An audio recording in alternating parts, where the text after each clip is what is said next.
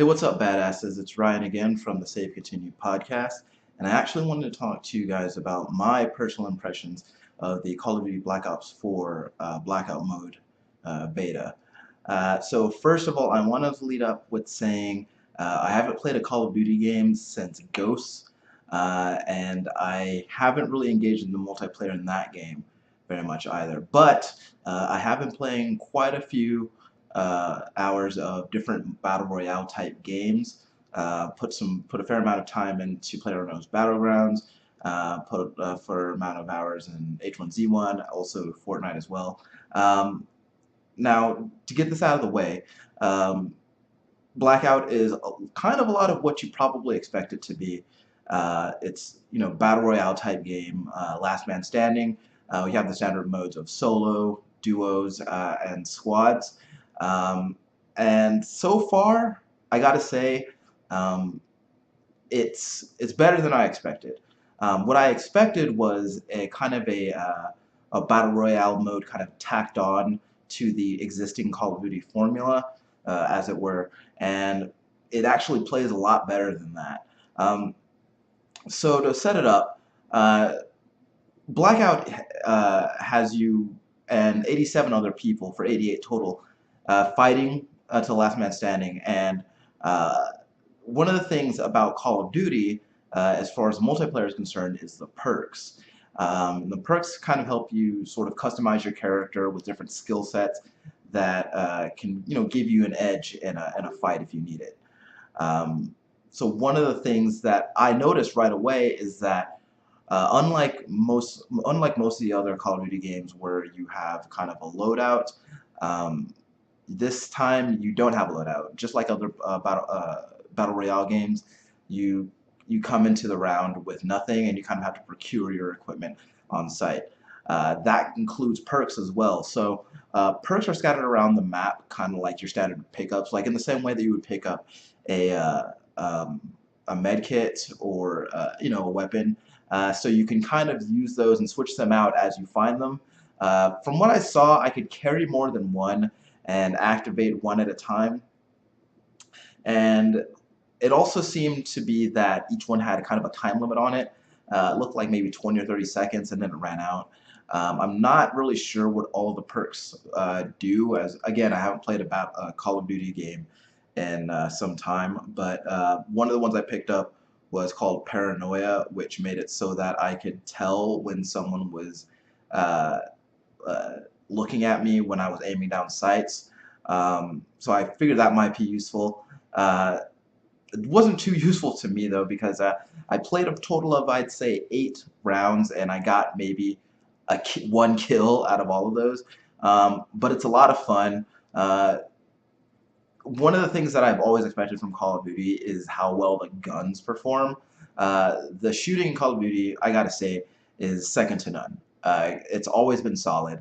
While it hasn't always been the game that I would play or prefer, I can never deny that the game is just technically sound, and that extends to this mode as well. Um, the guns have like a really satisfying sense of impact behind them. They're loud. They have a lot of punch to them, and that's something that I really liked. Um, but one of the things I wasn't used to, as far as Call of Duty is concerned, as I wasn't used to worrying about the ballistics of the weapon, right? I wasn't used to worrying about bullet drop or wind direction or anything like that. A lot of other battle royale games do incorporate that, but again, this isn't. Call of Duty has never had a battle royale mode, and has also never really worried about ballistics so much. So that was something I had to get used to, kind of really quickly. And another part of it is, I've never played Call of Duty on a map this large. Call of Duty has always been known for like their really tight spaces, like really fast-paced gameplay. And this mode is definitely not that. It's more akin to PlayerUnknown's Battlegrounds, um, and in kind of aesthetic and as well as scale as well. It did look to be a bit larger than the Battlegrounds map, but don't quote me on that because I don't actually have the dimensions in front of me. But It was really interesting actually engaging people at range as opposed to having them in my face all the time like I have been used to in previous Call of Duty games. But at no point did it ever feel like it wasn't balanced well. Um, and I gotta say, also, the use of vehicles in multiplayer mode in Call of Duty, I don't know if that's been a thing over the past few years. Again, I haven't played in a while. I do know that the Black Ops games after the first one have kind of gone into the futuristic route. So maybe there are vehicles there. But the idea of using vehicles in a Call of Duty multiplayer match was actually really weird to me. But they actually controlled pretty well. I got to pilot an inflatable raft and also an ATV, and both of them they seemed to control well enough. They got me to where I was trying to go, so I didn't really have too much trouble there. Um, from what I understand, the map is kind of an amalgamation of previous Call of Duty maps. Um, I really can't corroborate that, but I'd have to I'd have to take their word for it. But it did seem like there was a really good variety in the different locations, and none of it didn't feel like all one big mashup. Um, the mobility in that game is actually really good. When you're sprinting, it's like really fast, and being able to vault over obstacles was really easy. Even some of the ones that were like a little higher than I would have expected to be able to get over, it didn't seem to be much of a problem. Uh, I found a grappling hook at one point. I got a chance to fire it off, and as I was on my way to my destination, I kind of got shot out of the air. So, but that kind of thing does seem like it would be useful, especially if I'm trying to snipe someone. If it gets me to like a higher vantage point to get an angle on, that would be really useful too. Um, I had a lot of fun with it. I look forward to actually playing more of it before the beta closes. Um, I gotta say, out of all the battle royale games that I've played over the past year or so, I think this might have the potential to be the one that I prefer.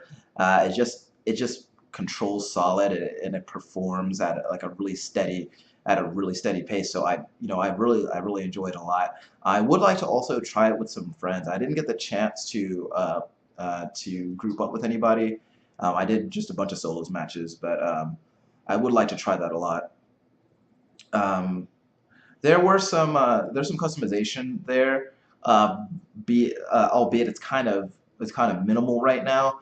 Um, so I'll take it. I'll use PUBG as an analog. Um, in PUBG you kind of get to change out your clothes and different have different outfits to kind of make your character your own. But the character model options are kind of different. Like you can change the hair and some faces and skin tone, but that's about it. Which it's fine for what that game is. Here they give you four male skins and four female skins that you can choose from.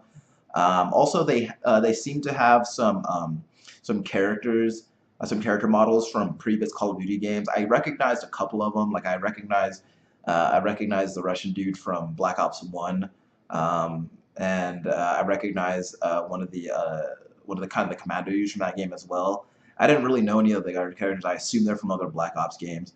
Um, but you can use those as well. There's no difference.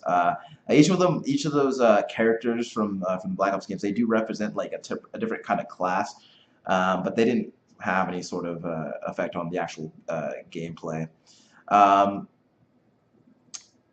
as far as entering into the actual map, so the battle royale games that I've played the most over the past year are PlayerUnknown's Battlegrounds and H1Z1. One of the huge differences between those two games is with PlayerUnknown's Battlegrounds, you're on the plane at the start of the match, and you can kind of choose where you're gonna jump out, and then you parachute in from there. Whereas H1Z1, they just kind of randomly like just spawns you somewhere, and you parachute wherever it puts you.